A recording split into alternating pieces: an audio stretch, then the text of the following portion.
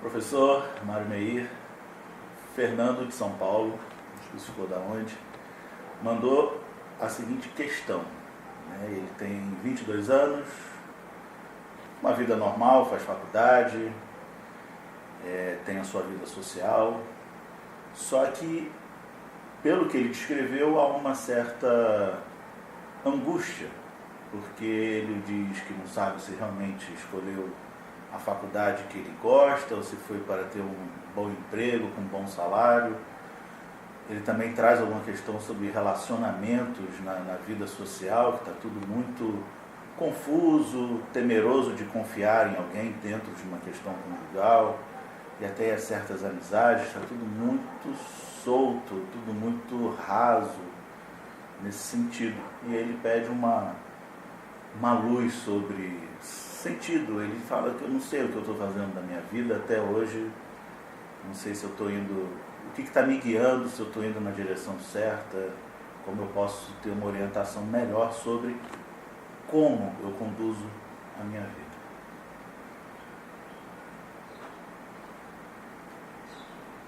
Fernando, seja bem-vindo ao mundo moderno. Esse é o mundo moderno. É isso que representa a crise da modernidade.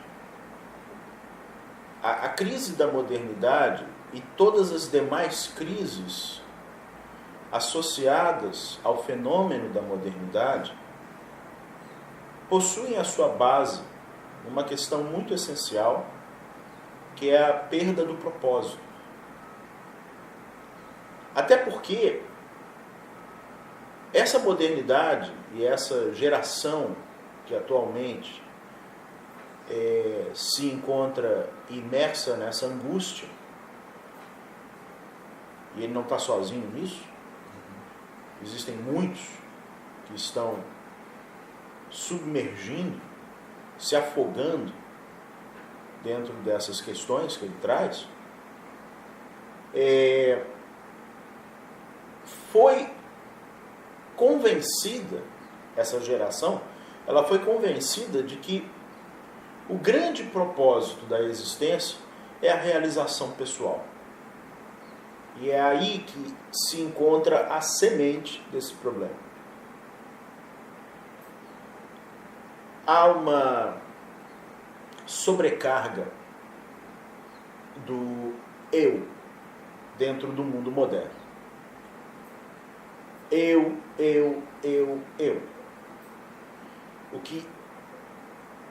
O que satisfaz o eu,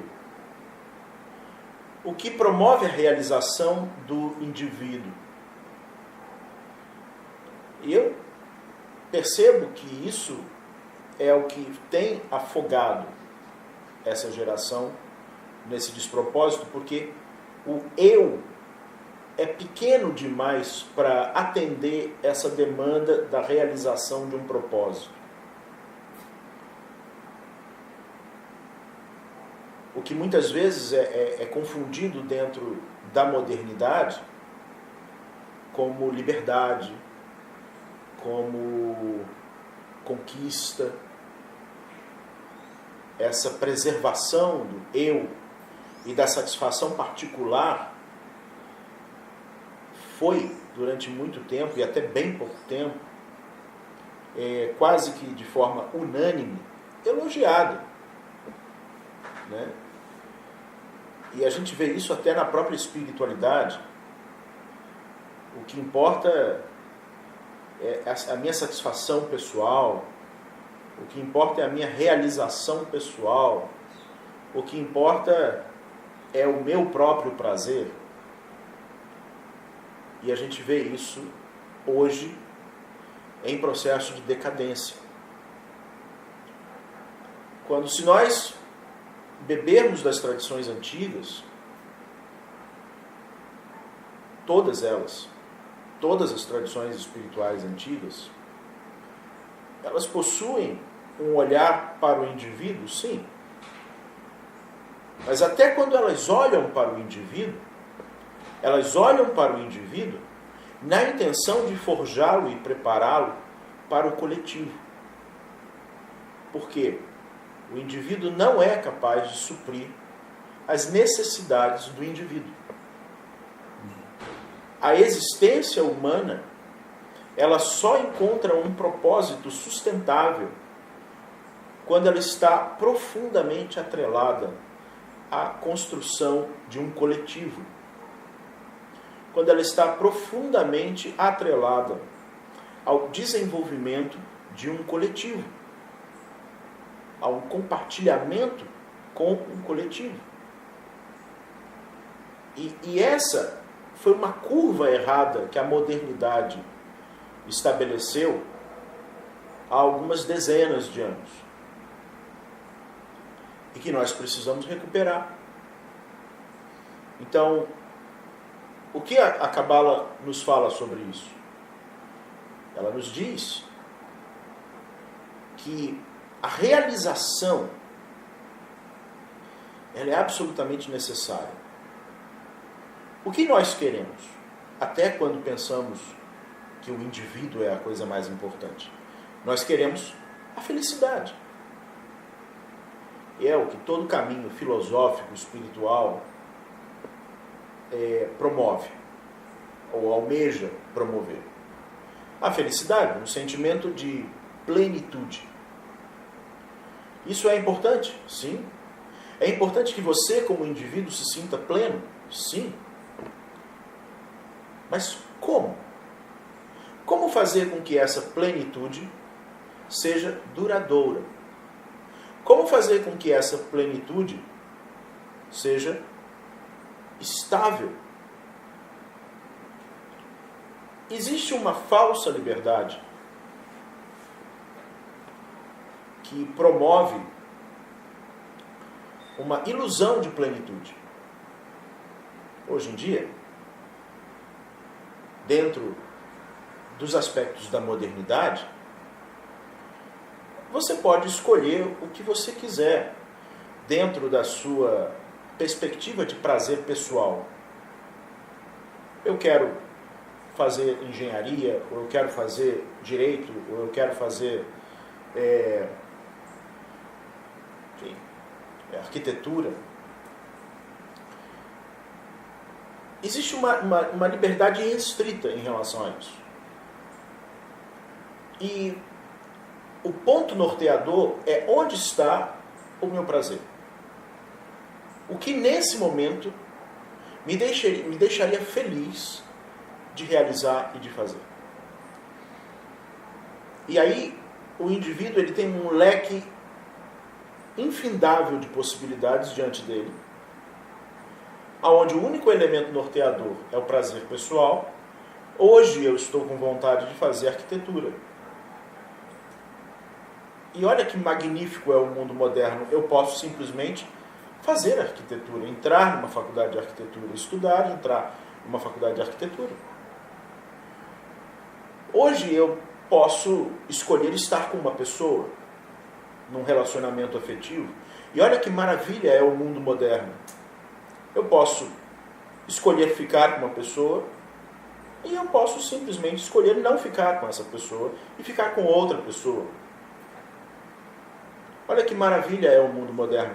E é claro que cada vez que eu faço essa escolha, eu experimento uma sensação de realização, eu experimento uma sensação de plenitude. Quando me apaixono por alguém, quando vou fazer uma faculdade porque nesse momento é o que eu quero fazer, quando vou buscar um caminho espiritual que hoje eu estou afim, hoje eu estou com vontade de estudar Cabala, pode ser que amanhã eu esteja com vontade de estudar outra coisa, né? E olha que maravilha é o mundo moderno, porque eu posso pular, né, de escolhas o tempo todo. Só que uma das questões mais fundamentais da sustentação da realização pessoal é a permanência.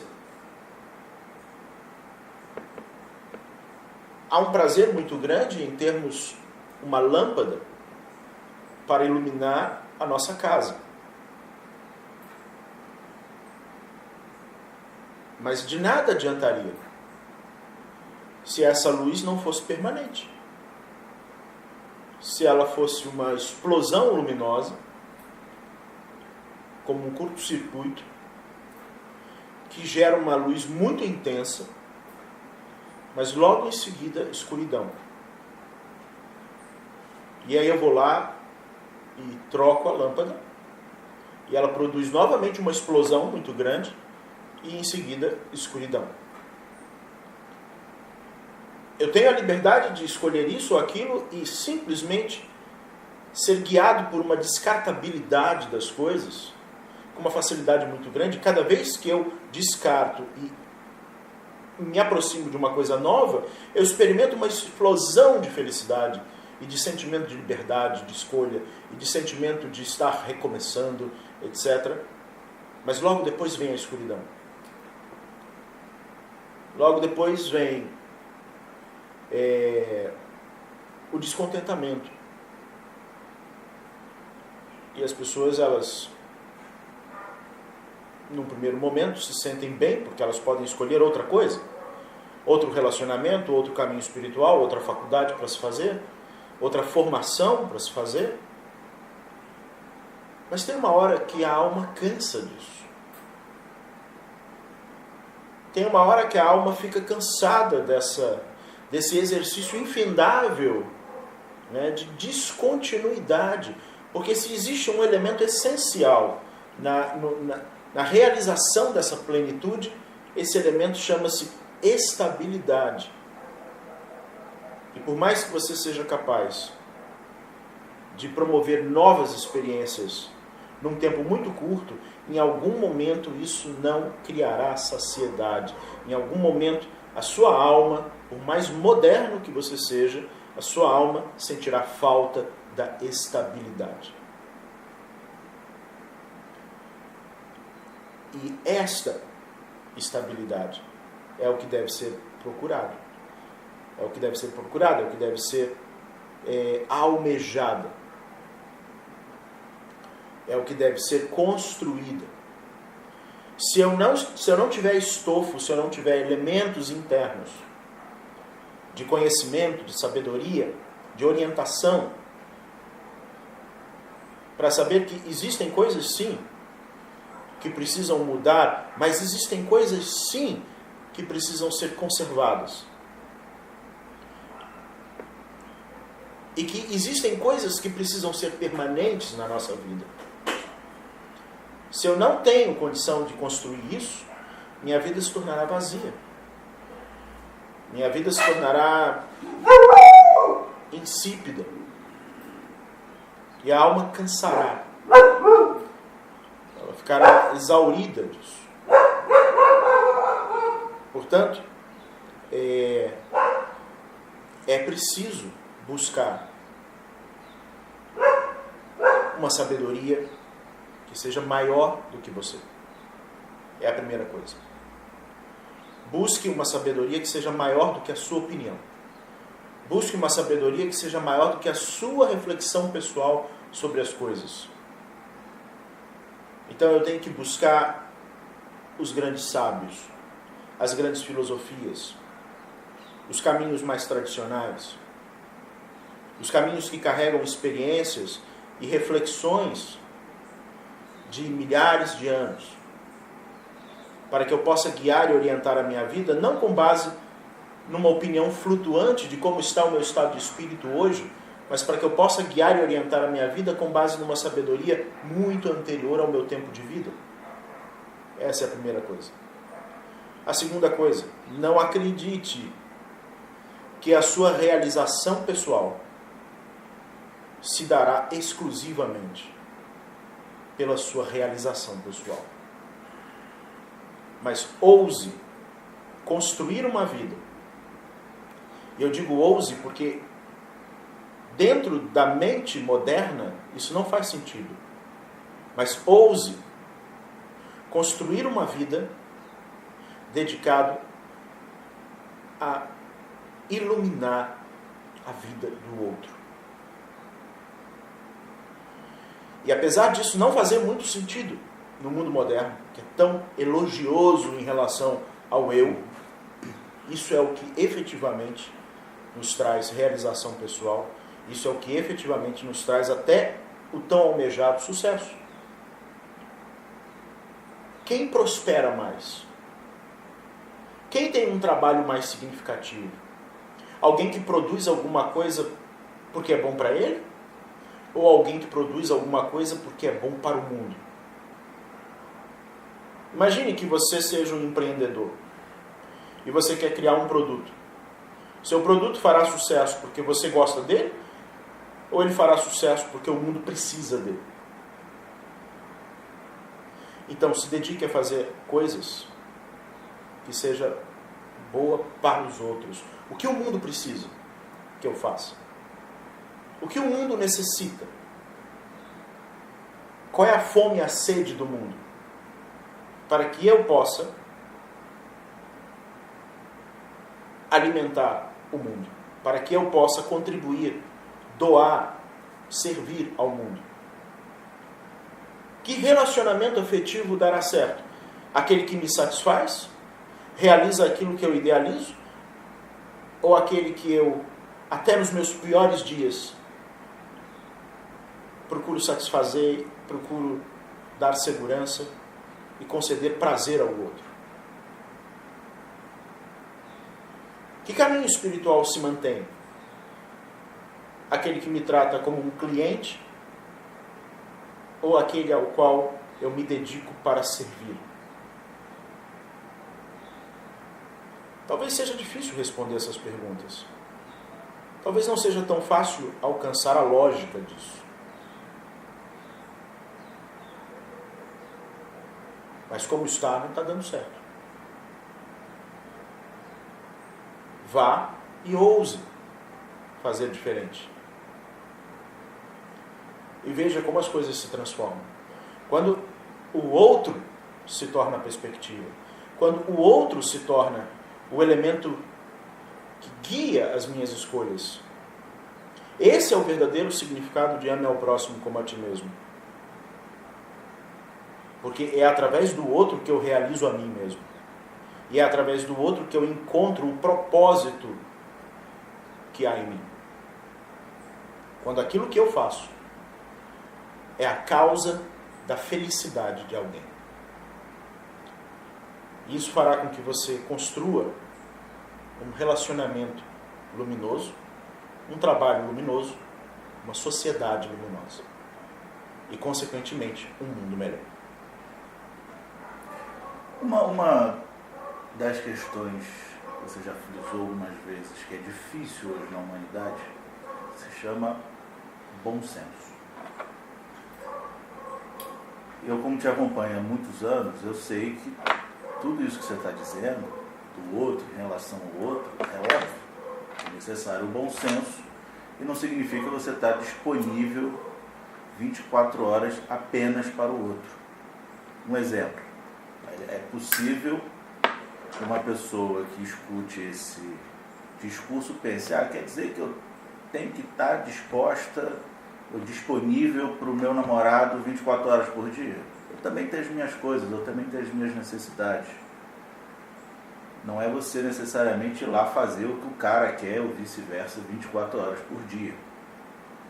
A necessidade do bom senso. Ainda que o meu fazer particular faça parte de uma construção também coletiva, né? Cada um precisa de um tempo. A questão é, esse exercício do bom senso, como você poderia dar uma explanação em relação a isso, e como que o indivíduo que está nessa crise existencial, ele consegue achar um coletivo físico, palpável, um grupo de pessoas que estejam nessa mesma vibração, porque ainda que ele faça esse esforço, ele não tem esse retorno, não vê isso. A solidão é algo que martela muito forte, né? Na grande parte de todos nós, seja dentro do caminho espiritual ou não, mas eu tento imaginar que quem ainda não tem um grupo físico, coletivo, que às vezes nem a família nem dentro de casa se consegue isso, como? Né? Pode ser lindo, pode ser maravilhoso, mas para onde a pessoa vai? São duas perguntas. A primeira é sobre o bom senso. Você sabe qual foi o grande mestre da humanidade do bom senso? Nem eu. Nenhum deles teve bom senso. Se você olhar friamente a vida de um Buda, ele não tem bom senso. A vida de um Jesus não tem bom senso. A vida de um Moisés não tem bom senso. Esses indivíduos, eles não entram na categoria do bom senso. E se há uma coisa que eles não têm, é bom senso. Eles são indivíduos que, dentro da perspectiva moderna, são absolutamente reprováveis. Porque o bom senso, ele é algo da categoria do senso comum. E quando você almeja o senso comum, você não consegue sair do comum. E o comum é o que abarca a maioria. Se eu vejo que a maioria está afundando e a maioria é guiada pelo bom senso do senso comum, eu não tenho como procurar o bom senso. Se eu pretendo efetivamente construir uma existência significativa, eu preciso construir uma existência radical. Isso está longe de qualquer idealização de bom senso. A proposta que a espiritualidade faz, eu digo a espiritualidade porque não é só a cabala, é a proposta de uma radicalidade de amar ao próximo como a ti mesmo. Então, sim, quando eu estiver fazendo as minhas coisas particulares, pessoais, eu devo ter como mola propulsora disso o desejo de me tornar cada vez melhor para o outro. E isso é radical. Não há um momento, não há como... Não, agora é o momento para mim. Agora é o momento para o outro. Isso faz parte da categoria do bom senso. E isso faz parte da categoria do senso comum. E se eu estou nisso, eu continuarei tendo problemas comuns. Problemas comuns a todos. Para que eu saia disso, para que eu saia do comum, para que eu saia da massa, eu preciso me propor a determinadas premissas radicais, no verdadeiro sentido e valor do que radical significa, que significa o enraizamento no coração, na compreensão do que aquilo significa. Então, nesse caso especificamente, e nesse exemplo que você citou, né, em que momento eu devo fazer alguma coisa só para mim mesmo? Nenhum momento. Até quando você está sozinho. E até quando você está realizando as coisas que são suas. Até neste momento. Até quando você está no médico para curar a sua doença. Até nesse momento você deve pensar: por que eu devo estar vivo nesse mundo? Para quem? Para o quê? Quando uma pessoa está doente, esse é o pensamento que a mantém viva. Pelo que eu devo permanecer vivo? Pelo que eu mereço ser curado? Só porque eu quero acordar bem amanhã? Só porque eu não quero mais sentir essa dor? Será que a existência vale apenas esse capricho? As existências que permanecem são as existências que estão ainda dentro da categoria do compartilhamento com este mundo. Se você se faz necessário na vida do outro, se você se faz necessário na sociedade, se você se faz necessário na sua empresa, se você se faz necessário na sua família, se você se faz necessário dentro da sua comunidade, então você é uma existência que vale permanecer. Mas se você só se faz necessário em você mesmo, isso é pequeno demais para a natureza, e a natureza é implacável com aquilo que é pequeno demais. E a segunda questão que você traz é como achar isso.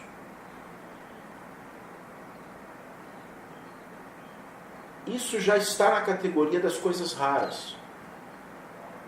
Esses coletivos, eles já fazem parte, esses coletivos que se sustentam em cima de uma tradição, em cima de uma referência ancestral, de algo antigo, com propósito coletivo, eles são cada vez mais raros. Mas eles não são impossíveis de serem encontrados. A primeira coisa é que isso precisa se tornar uma necessidade. Isso não pode ser uma prescrição médica. Eu não posso ouvir isso como se fosse assim, não, esse é o remédio que eu tenho que tomar. Porque senão a própria vida não lhe concederá a possibilidade de fazer parte disso. Isso tem que se tornar uma necessidade real dentro de mim. Eu tenho que realmente querer fazer parte disso.